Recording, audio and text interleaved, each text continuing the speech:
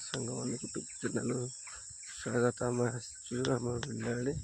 କାଲି ତ ଭିଡ଼ିଓ କରିପାରିଲେନି, କାହିଁକିନା କାଲି ଆସି ସକାଳୁ ଖତ ପକେଇଲି। ତାପରେ ଗାଡ଼ି ଆସିଥିଲା, ଚାଷ ଗାଡ଼ି ଛୋଟ ଚାଷ ଗାଡ଼ି ଆସିକିରି ତଳି ପକେଇଲୁ। ତଳି ପକେଇ ଗଲାବେଳକୁ ବହୁତ ଖରା ହେଇଗଲା, ସେଥି ଯୋଗୁଁ ଭିଡ଼ିଓ କରିପାରିଲିନି। ଉପରଓଳି ଆସିବି କହିଲାଠୁ ଉପରଓଳି ବର୍ଷା ହେଲା, ତେଣୁକରି ଭିଡ଼ିଓ କରିପାରିଲିନି କାଲି।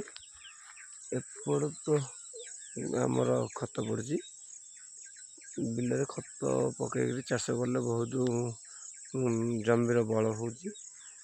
ଆଉ ଏପଟେ ତଳି ପକା, ଗୋଟେ ଆମ୍ବ ଗଛ ତ ଲାଗିଛି, ଆପଣମାନଙ୍କୁ ଦେଖାଉଛି।